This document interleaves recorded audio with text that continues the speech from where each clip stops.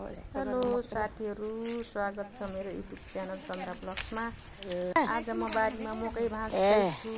6 महिनापछि मेरो काइली दिदी आज माइत आउनु भएको छ।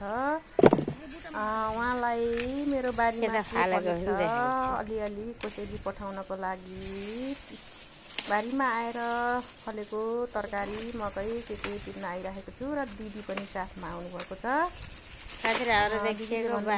थोरै लिन्छु भनेर त्यही पनि मैले जे पाइन्छ बारीमा त्यही भाँच्न लागिरहेको छु।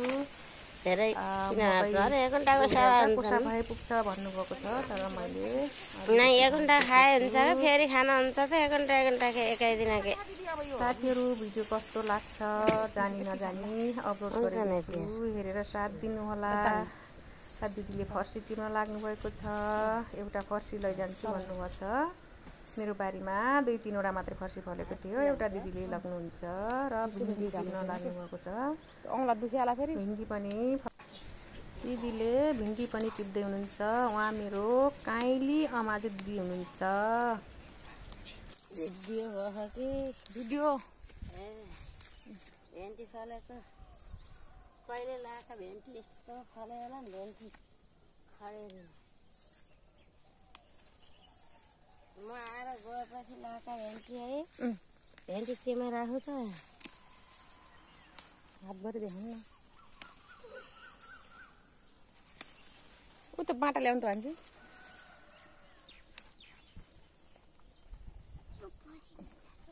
फर्सी पनि देखाउनु पर्छ ल। भेन्डी खाएको भेन्डी पनि पुग्छ।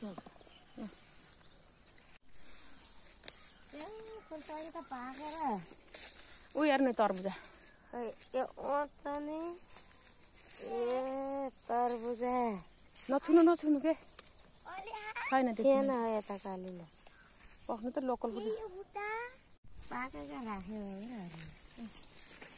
उयो बुट्टा मात्रै किन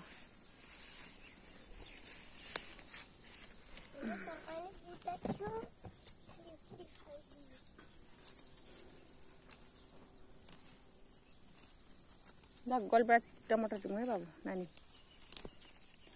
धेरैदेखि टिप्ने र त्यो देखाउने मात्रै हो कि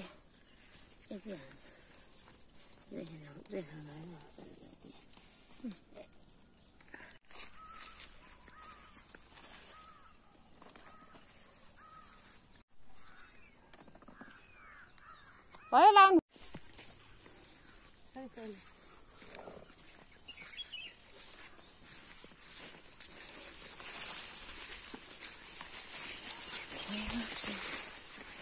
मेरो भिडियो अन्तिमसम्म हेरेर साथ दिनुभएकोमा धेरै धन्यवाद।